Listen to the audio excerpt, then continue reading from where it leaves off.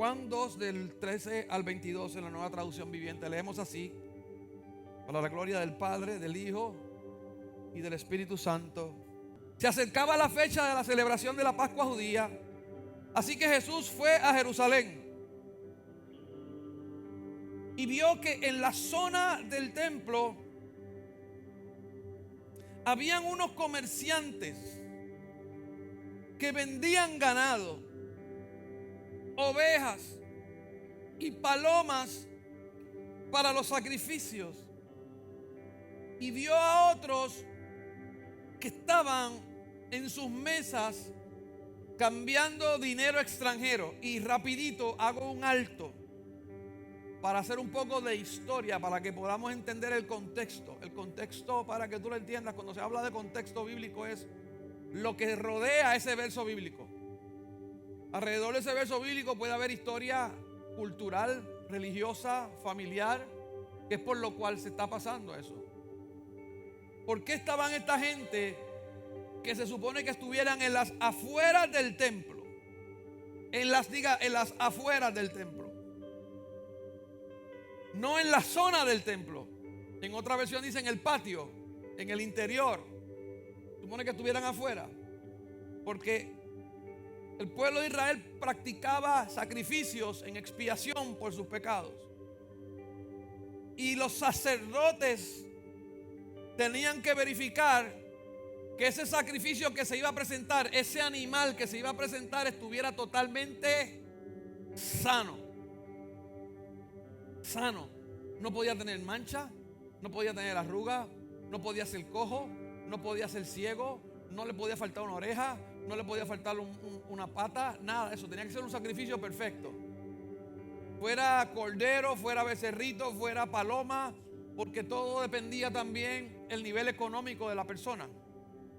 Y estos cambistas estaban allí para ofrecerle supuestamente un mejor producto a todo aquel que el sacerdote le dijera: eso no cualifica, ve y cámbialo. Y estaban allí, pero para que usted entienda, diga, donde quiera los hay. De todo eso habían hecho un negocio. Entonces el animal dañado que cogían se lo vendían más barato al que tenía menos poder adquisitivo. O sea, se había vuelto un sistema totalmente, diga, corrupto. Algo que era santo, algo que era requerido por Dios. La humanidad del hombre, que es hacer lo malo. La inclinación del hombre, que cuando no conoce a Dios o no tiene a Dios en el corazón, siempre busca hacer lo malo. Pues estaba ese sistema allí. Y se había metido dentro, diga, ese sistema se metió dentro del templo. ¿Están conmigo? ¿Entienden ahora quiénes eran los cambistas? Los que estaban bregando con las monedas y todo eso, diga, dentro del templo. Y dice la Biblia, dice la Biblia, dígalo bien, dice la Biblia, que Jesús se hizo un látigo con unas cuerdas. Se hizo un azote con cuerdas y expulsó a todos, diga, a todos del templo. Echó las ovejas, echó el ganado, arrojó por el suelo las mesas del dinero, los regó y le volteó las mesas. Quiero decirle algo. Es interesante cuando yo leo la historia que vamos a ver más adelante. Aunque hubo protestas, nadie se pudo detener, ni nadie se le paró de frente a Jesús ante esa manifestación de coraje y de ira. ¿Sabe por qué? Porque el que se estaba manifestando allí era Dios mismo. La autoridad de Dios vino sobre él. El celo de Dios vino sobre él. Lo poseyó y le importó lo que el sistema pudiera hacer. Él se levantó en contra del sistema. Aleluya. Hay alguien que esté lleno aquí del celo del Señor en su vida.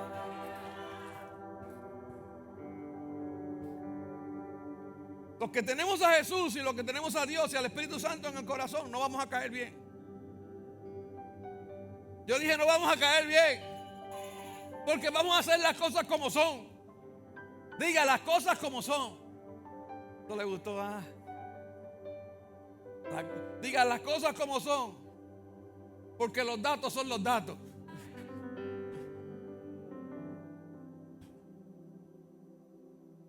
Y los datos están en la Biblia. Yo dije que los datos están en la Biblia. Dice que Jesús formó un revolú allí. En el templo, de momento, una irreverencia terrible. ¡Wow! ¿Qué está pasando aquí? Ese revolú. Como decimos nosotros, eso está en la Real Academia Española ya, incorporado ya, ¿o no? Esa palabra de nosotros, yo no. Revolú. Acción de revolucionar.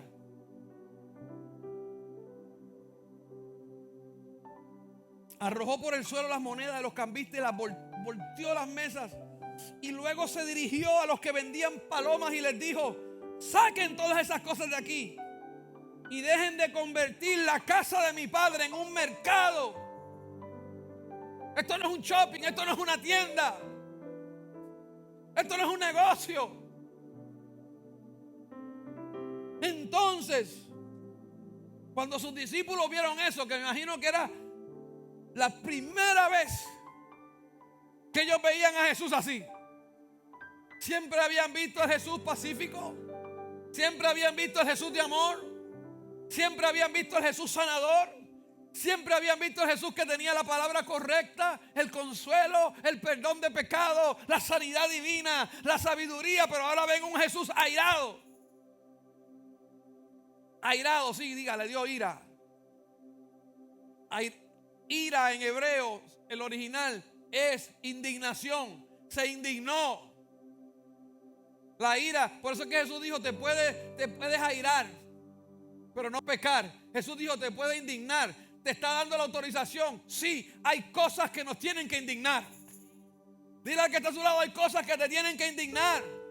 Hay cosas de las que tú te tienes que llenar de coraje, porque no se pueden tolerar. Diga: no se pueden tolerar. Y decía el martes en la predicación allá en Panamá: hay cosas que Dios no las va a transar. Ni con nada, ni con nadie. No las va a transar. Saquen esta cosa de aquí. Entonces sus discípulos recordaron la profecía de las Escrituras que dice: el celo por la casa de Dios me consume. And I love the word in English, John, that says, eats me up. El celo por la casa, en inglés dice me consume. En vez de consume, dice eats me up. Me come por dentro. My God, aleluya. Diga: me come por dentro. Dile a que está a tu lado: el celo por Dios te tiene que comer por dentro. Eats me up.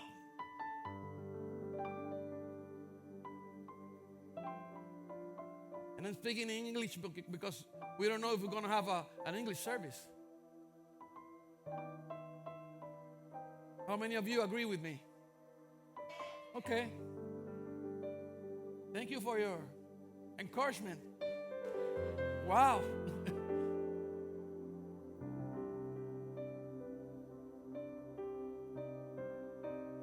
Y si tenemos un culto que se llena todo de americanos aquí, ellos no saben inglés. Y vienen y están buscando una iglesia donde el pastor habla inglés y predica en inglés. Right? You moved to Puerto Rico, right?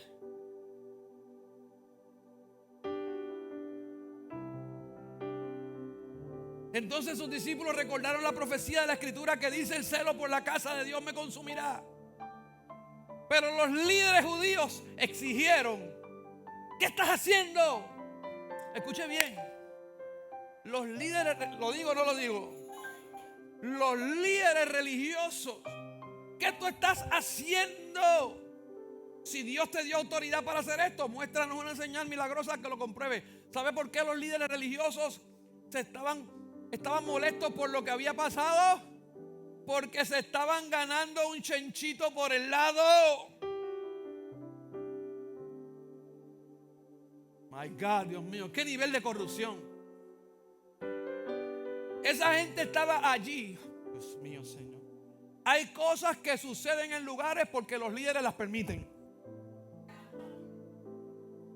Esa gente estaba allí porque habían unos líderes religiosos torcidos que habían perdido el temor a Dios, que habían perdido la visión de Dios, aleluya. Pero digan, en esta casa y en este ministerio sabemos dónde estamos parados, aleluya. Tenemos una visión clara del reino y de lo que dice la palabra de Dios. Y lo que exige la palabra de Dios, que exige una vida más alta y exige una vida de integridad. Pero entonces, este hombre no está tumbando, diga, el negocio. Porque aquella gente tenían que pagarle los cambistas, los vendedores de palomas, los vendedores de ovejas, todo eso tenían que pagarle una comisión por debajo, diga. ¿Lo digo o no lo digo? Ten cuidado con los negocios por debajo de la mesa. Porque los negocios de Dios son por encima de la mesa. ¿O no, CPA? ¿O no, CPA? CPA padre, CPA hija. ¿Ya es 15 todavía?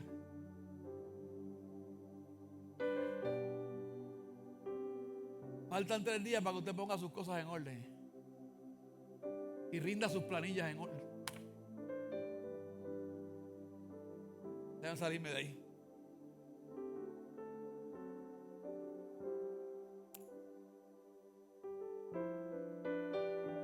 ¿De acuerdo? Danos una señal, le dijo Jesús. Le dijeron, danos una señal de que tú tienes autoridad. Escuche bien, esto que Jesús dijo ahora fue una de las razones por las cuales conspiraron en contra de él para matarle. Y contrataron, los mismos líderes religiosos, contrataron gente que mintiera y dieran falso testimonio para poder arrestar a Jesús. El arresto fue ilegal. El arresto de Jesús no tenía razón. Tuvieron que comprar gente. My God. ¿Ve cómo estaba el sistema de corrupto? Recibían comisiones por debajo de la mesa, dejaron a esa gente vender en el templo y ahora para matar a Jesús pagaron a gente para que levantaran falsos testimonios. Wow. Qué sistema más diabólico, ¿verdad? Es que donde no hay temor de Dios, esas son las cosas que pasan. Donde no hay temor de Dios, la gente miente. Donde no hay temor de Dios, la gente levanta falsos testimonios. Donde no hay temor de Dios, la gente roba. Donde no hay temor de Dios, la gente hace trampas. Le estoy hablando a la iglesia.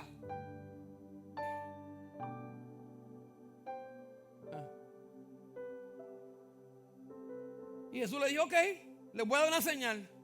Destruyan este templo y en 3 días lo levantaré.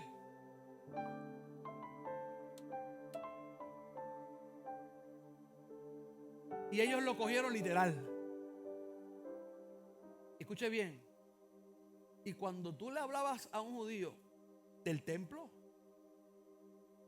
tú le estabas metiendo el dedo en el ojo. Te estabas hablando de lo más sagrado para ellos. Tócame otra cosa, pero no me toques el templo. Y Jesús le dijo, destruyan este templo y en 3 días yo lo edifico. Dijeron ellos, ¿qué dices? Versículo 20, ¿qué dices? Exclamaron.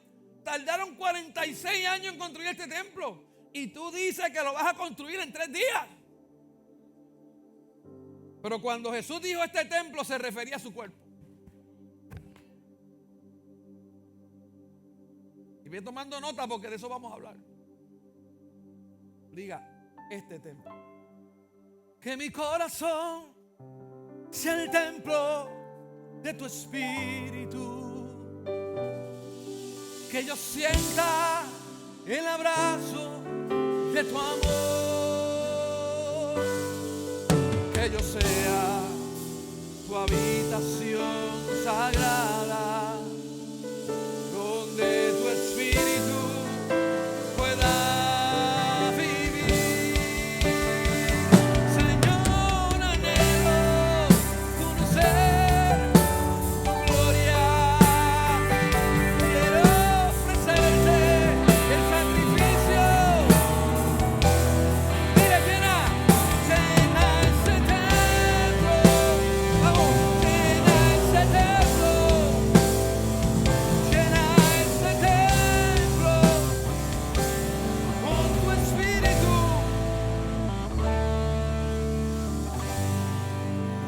Jesús se refería a su cuerpo, que iba a ser destruido en una cruz, pero al tercer día se levantaría.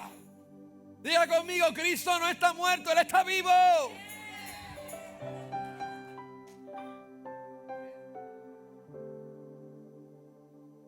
Se refería a su propio cuerpo. Después que resucitó de los muertos, sus discípulos recordaron que había dicho esto y creyeron en las escrituras. Oh my God. Y también en lo que Jesús había dicho. Es interesante lo que dice ese verso, que después que Jesús resucitó es que los discípulos creyeron en las escrituras y también lo que Jesús había dicho. Entonces, ¿qué pasó mientras estaban con Jesús? Quiero decirte algo. Tú puedes estar y no estar. Tú puedes estar y no entender. Y yo no quiero esperar a que llegue una experiencia fuerte para yo entender lo que Dios está hablando, lo que Dios está diciendo. Diga conmigo, Señor, dame ojos para ver, dame oídos para oír y dame un corazón para entender. Y el tema en esta mañana es irreverentemente santos. Seamos irreverentemente santos. Irreverente. Uy, usted me está diciendo que yo sea irreverente. Sí, como Jesús. Si Jesús lo hizo, yo lo hago. Irreverentemente santos. Irreverente es un adjetivo que describe a quien muestra falta de respeto, veneración, falta de veneración o falta de acatamiento hacia una persona, normas, creencias o figuras de autoridad. Implica desdén, descaro o cuestionamiento de lo establecido. Le voy a decir algo. Si lo que el mundo está haciendo es en contra de lo que dice la Biblia de Dios, yo voy a ser un santo irreverente, aleluya, o un irreverente santo. Le voy a llevar a la contraria a todo lo que se oponga a Dios, a la palabra de Dios, a la vida de Dios. No lo voy a respetar, no lo voy a seguir, aleluya. Lo que me enseña es que hay momentos donde hay que ser irreverente. No voy a ser irreverente en la casa de papá. No voy a ser irreverente en el culto. Los otros días estábamos haciendo algo y nos encontramos un chicle pegado a una silla. Eso es irreverencia. ¿Cómo usted le va a pegar un chicle a una silla en la casa de Dios? Entienda esto es la casa de Dios. Usted ve, a veces lamentablemente en el culto estamos orando y gente hablando. Eso es irreverencia. Y a veces son la gente que de más santidad. Hay unos que hablan mucha santidad y le exigen mucha santidad a otros, y usted lo ve cuando está orando, ellos hablando, y quieren hablarle a uno de la palabra después, y quieren enseñar tantas cosas ahora. La palabra irreverente se usa comúnmente para acciones o personas desafiantes, irónicas o contrarias a la norma tradicional. A la norma tradicional. Yo soy irreverente en la casa de Dios. De lo que es el orden en la casa de Dios. Hay un orden para todo. La 1 Corintios, el apóstol Pablo enseña a la iglesia sobre el orden en la iglesia. Habla de cómo se habla en lenguas, habla de cómo se profetice, habla de cómo que nos conduzcamos. Dice que lo hagamos todo decentemente. ¿Y qué? En orden. Podemos tener un culto maravilloso y un culto lleno de la presencia del Señor, todo en orden. Un culto donde Dios se mueva. Yo creo en el fuego, yo creo en el mover de Dios. Yo creo en danzar. Yo creo en brincar. Yo creo en todo eso. Pero si es Dios. Porque hay momentos donde se puede volver irreverente si es bajo emociones. Porque se cruzan las emociones. Si a mí me coge el Espíritu Santo, yo corro. Y sálgaseme del medio. ¿Por qué? Corro duro. Y brinco y salto y me tiro al piso. Hago lo que tenga que hacer. Pero tiene que ser Dios. Yo no me voy a mover, ni brincar, ni saltar para emocionar a nadie, para que digan que soy espiritual. Chanda, chanda, chanda, chanda. Chanda, chanda y sale de aquí a hablar malo. Chanda, chanda y sale de aquí a maltratar a la esposa o al esposo. Entonces, ¿de qué? ¿Qué se manifestó en ti? ¿Fue el Espíritu de Dios? ¿O fue la carne? Las emociones. No, para que digan que soy espiritual. Para que digan que hablo mucha lengua. Las cotorras hablan lengua. Hay muchas que hablan. ¿Sí o no? ¿Pasa o no pasa? ¿Sigo o no sigo?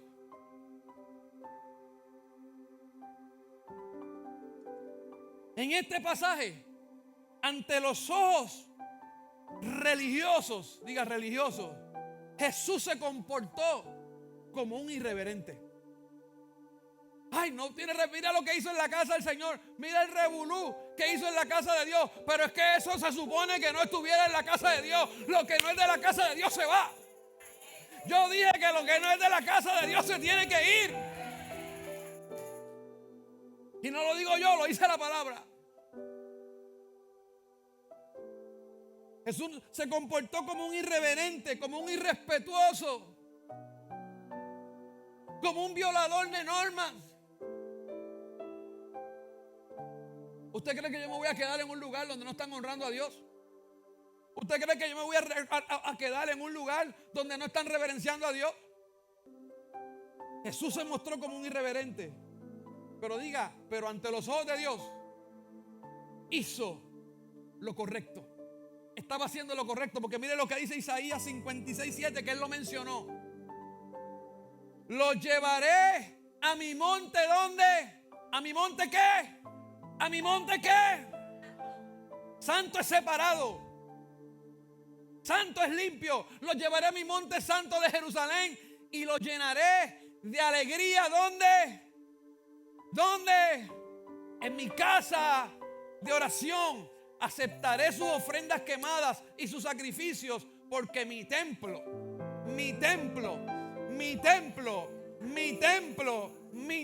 será llamado casa de oración para todas las naciones. Pero quiero decirte algo. Ya ahora debemos entender que aunque este templo es santo, aunque este lugar es santo, lo que está queriendo decir es que este templo, casa de oración, será llamada. Dile que está a tu lado, vamos a hablar de ti. Y vamos a hablar de mí. Dile, vamos a hablar de ti y vamos a hablar de mí.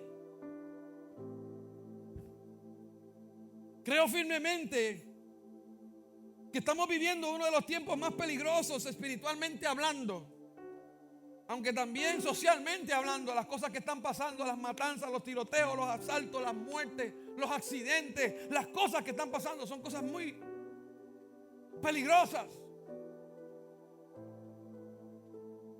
Creo firmemente que estamos viviendo en unos, mire hermano, uno tiene que estar preparado para todo. Allá, no sé por qué razón, bueno, no estoy en mi país, no.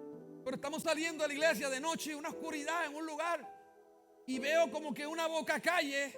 Estoy viendo, el GPS me está diciendo por aquí, pero yo lo confundo que es por acá.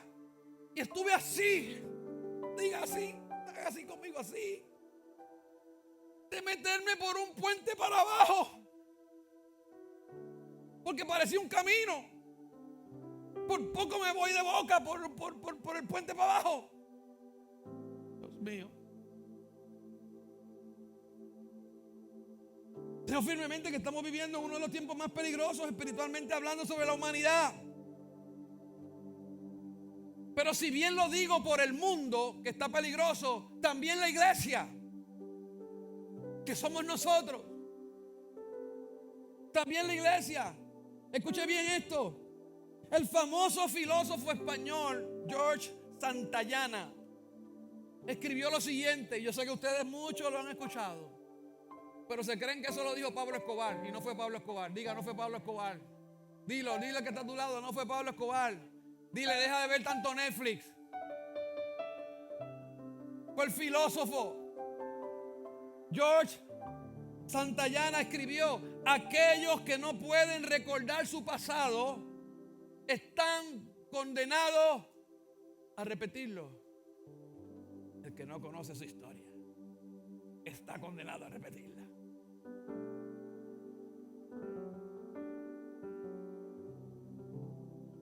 Supone, en resumen, supone se supone que aprendamos de los errores del pasado. Se supone. Se supone que yo no caiga en el mismo hoyo. Se supone que lo que fue una mala experiencia ayer, hoy yo decida que esa mala experiencia no la vuelvo a repetir mañana. O hoy mismo. La Biblia no es, hermano, la Biblia no esconde nada. En la Biblia están escritos todas las cosas buenas que hicieron los hombres de Dios y todas las cosas malas que hicieron también. ¿Sabe para qué? Para que yo conozca la historia y no la repita. El que conoce la Biblia, el que conoce la historia, no estará condenado a repetir lo mismo. Moisés fue perfecto, no. Cometió un montón de errores, ahí están. Pero ¿en qué cosas le agradaron a Dios? Ahí están también. ¿Josué fue perfecto? No, también. ¿David fue perfecto? No. ¿Los discípulos fueron perfectos? No. ¿Pablo fue perfecto? No. ¿Pedro fue perfecto? No. Está ahí. ¿Pero qué hicieron? ¿Abraham fue perfecto? ¿El padre de la fe fue perfecto? Cometió unos errores terribles. ¿Isaac fue perfecto? No. ¿Jacob? Jacob, la piedra de donde nació Israel. O sea, Jacob le transforman el nombre. Israel no nace ni en Isaac. Digo, como nombre, como momento. No nace en Abraham ni en Isaac. Nace en Jacob, el usurpador, el tramposo, el que usurpa.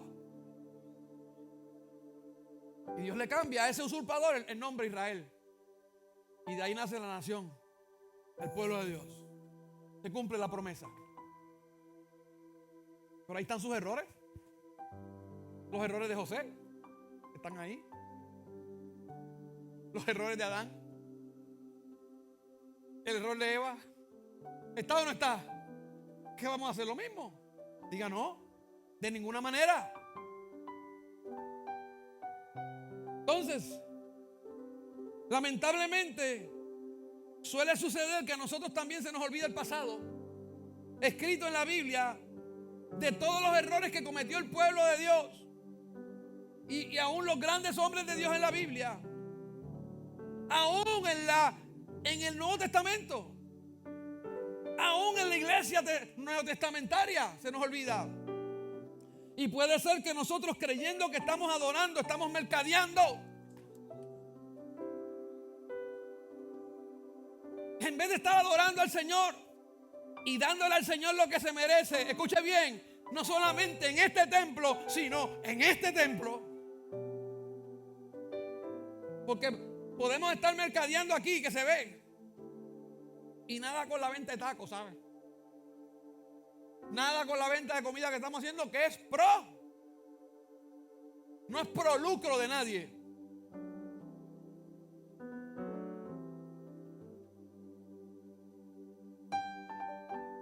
Sí, pues tengo que aclarar eso. ¿Y las ventas? ¿Qué vamos a hacer con esas? Seguir vendiendo, seguir haciendo y seguir trayendo a la casa del Señor. Puede ser que nosotros creyendo que estamos adorando, estamos mercadeando, estamos negociando en el templo. Diga, negociando en el templo. ¿Pero negociando qué? Bueno, unos negocian con dinero y otros negocian con pecados. Unos negocian con conductas. No, esto yo puedo transar con Dios esto. Yo puedo llegar hasta aquí, Dios me deja llegar hasta aquí o hasta allá. ¿Pasa o no pasa? Y comenzamos a bargain. Comenzamos a negociar con Dios, comenzamos a negociar con el Espíritu Santo. Y sé que Dios te está hablando. Y sé que Dios te está ministrando. Porque es más fácil bregar con las cosas de afuera, con los negocios de afuera. Pero ¿qué vamos a hacer con las negociaciones del corazón? ¿Qué vamos a hacer con las negociaciones de la mente? ¿Estamos dispuestos a ser irreverentemente santos en contra de nuestra propia irreverencia? ¿Estamos dispuestos a pararnos firmes? Y quiero decirte algo. Yo lo he visto a lo largo de mi vida, en mi propia vida y en la vida de otros. Dios es un Dios de gracia, Dios es un Dios de misericordia y Dios es un Dios de oportunidad. Y Dios es el Dios que te habla por dentro, te habla a ti, te habla a ti, te habla a ti, te habla a ti en privado, te habla a ti en privado, quiere bregar contigo. Pero cuando tú no quieres oír a Dios en privado, Dios te va a hablar en público.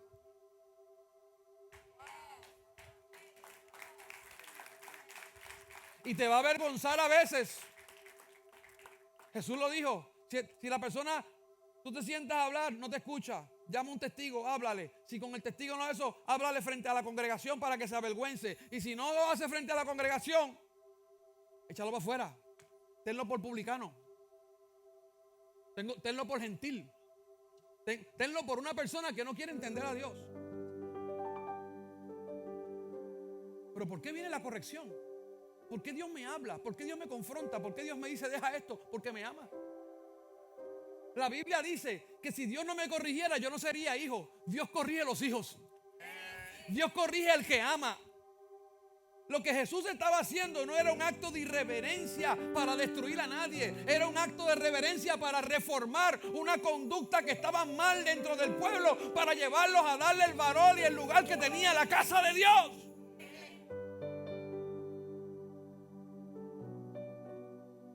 La corrección viene a sanar. Pero a veces la corrección viene como la sanidad de la quemadura. La quemadura como único se sana es raspando el pellejo que le sale todos los días. Y eso duele. Negociamos con tantas cosas. Negociamos el tiempo que le queremos dar a Dios. Negociamos los viajes, negociamos la familia, negociamos tantas cosas. En este templo, en esta casa, en esta mente que divaga tantas cosas. Bueno, yo lo voy a hacer así, porque así es que yo pienso que yo resuelvo el problema. Y negociamos. Y lo hiciste a tu forma y te salió, mira, un desastre. Pero hubieras venido con el sacrificio correcto. Aleluya. Hubieras venido con el pollino correcto. Digo, hubieras venido con la oveja correcta. Que no se sacrificaban burros. Hubieras venido con la cabrita correcta, el ovejo correcto, la paloma correcta al Señor, a la presencia. Hubieras traído un sacrificio vivo, puro, santo, agradable al Señor. Y Él te revelaría su voluntad, que es buena, agradable y perfecta. Pero queremos negociar tanto. Queremos comerciar con el Señor. ¿Y sabe lo que va a hacer el Señor? Nos va a virar las mesas. Dile, Señor, vírame las mesas. Dile, Señor, vuélcame las mesas de mi mercaderío contigo. Aleluya. Dile, Señor, rompe en mi vida todo aquello, Padre, que yo esté tratando de negociar contigo. Aleluya. Que se rompa todo negocio, todo lo que yo estoy tratando de hacer en mi fuerza, todo lo que yo esté tratando de hacer en mi sistema. Rómpelo, quebrántalo, vuélcame las mesas. Aleluya.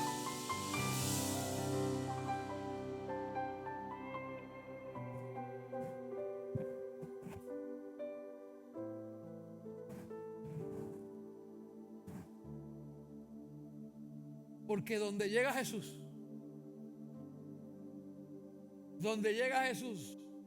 las cosas cambian. Donde llega Jesús, las cosas se revuelcan. ¿Qué hay en tu templo? ¿Qué hay en el mío? Que yo necesito volcar y sacar. ¿Qué mesa necesitas que te vuelquen? Yo sé las mías.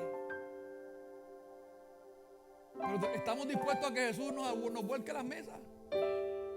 ¿O vamos a negociar con Él también? No, eso es mío, no me lo quites. La Biblia es clara, me dice, hijo mío, dame hoy. Dame tu corazón. Y tu corazón es tu mente.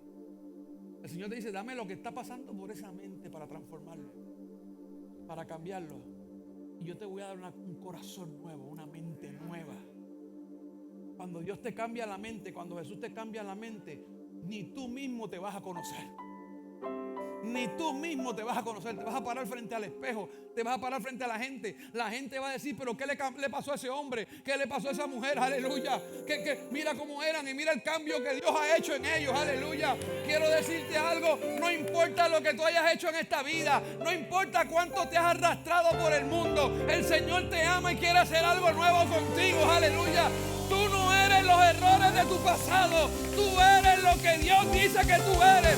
Tú eres un hijo y una hija de Dios. Que yo necesito venir a Jesús. Que Jesús se meta en este templo. Aleluya. Este templo que era idólatra, este templo que le servía a otras cosas, este templo que tenía otros intereses, este templo mentiroso, este templo tramposo, este templo pecador. Pero cuando llega Jesús me vuelca a las mesas y se convierte en el templo que necesito ser. Un templo que Dios llene con su espíritu. Un templo que esté tan lleno de la presencia de Dios. Hay veces que tú vas a sentir tan llena de la presencia de Dios que va a pasar lo que pasó en el templo de Salomón, que dice que la presencia de Dios se metió en aquel templo y los sacerdotes no podían ni ministrar.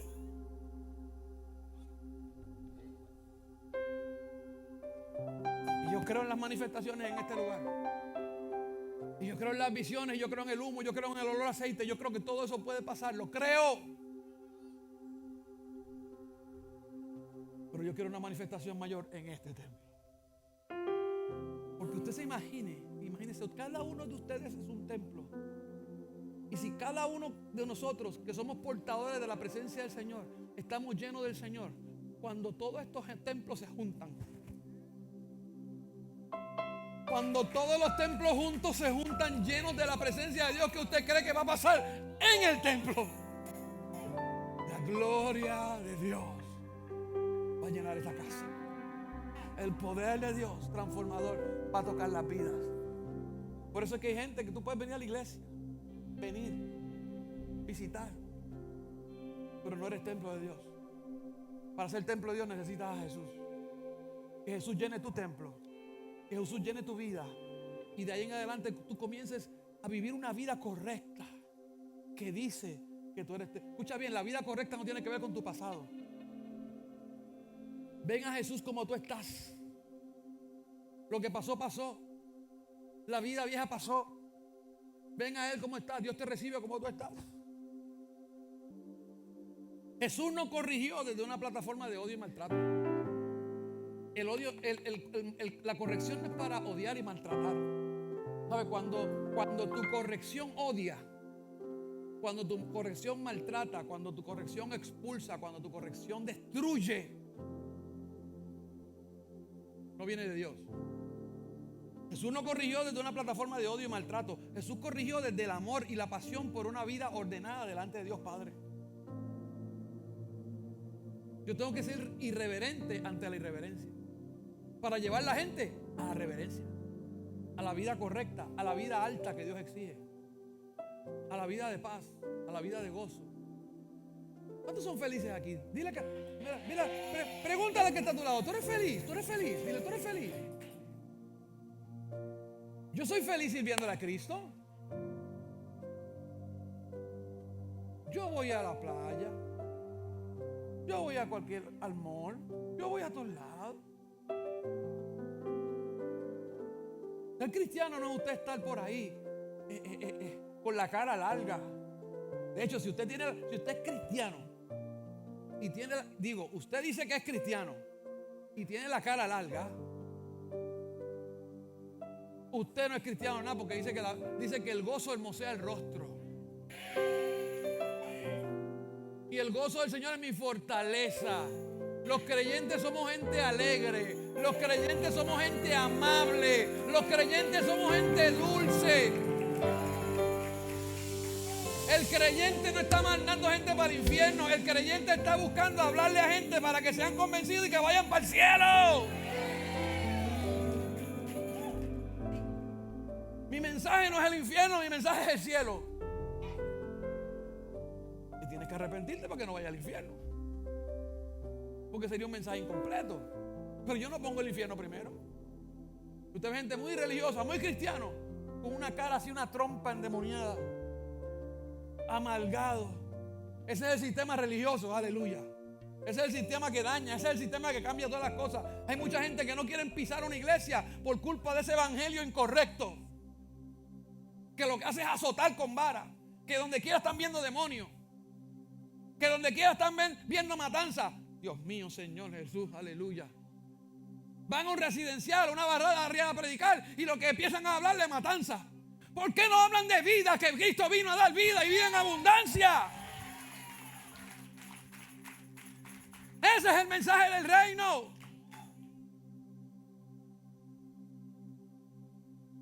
De esperanza. No me digas lo que yo sé. Sácame de donde estoy con tus palabras. Que tu vida saque a otros, aleluya. Que tu vida sea interesante. A mí me gusta cuando me dicen que yo no parezco pastor. Gracias, Señor, aleluya. Porque el típico pastor que hay por ahí anda todo aborrecido, todo estrasijado.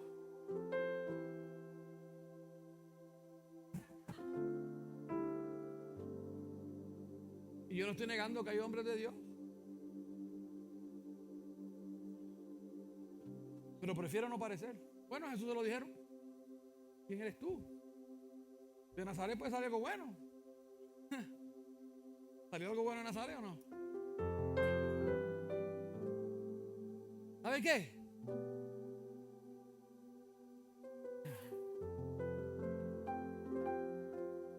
My God. Agarra este código, dile, agarra este código. Él más dice que oye, agarra este código aquí. Como Julián, aleluya. Yo prefiero no parecer y ser. Que parecer y no ser. Agárrense de esa ahí. Esta iglesia es para todo el mundo. Que venga todo el mundo a Cristo. Cristo es el que cambia, Cristo es el que transforma. El que hace la obra interna para que se manifieste externa Jesús. Yo no cambio a nadie con normas y con reglas. Nadie cambia así. Solamente el Espíritu Santo puede cambiar. Solamente el Espíritu Santo puede convencer. Ahora van a haber momentos donde tenemos que ser como Jesús. Hey, al César lo del César y a Dios lo que es de Dios. Aquí una raya. 1 Corintios 6, 19 al 20 dice: ¿no se dan cuenta que su cuerpo es el templo del Espíritu Santo, quien vive en ustedes y les fue dado por Dios? ¿Qué es mi cuerpo? El templo. Diga, el templo. Este es el templo. Ustedes, escuche bien, ustedes no se pertenecen a sí mismos, porque Dios los compró a un alto precio.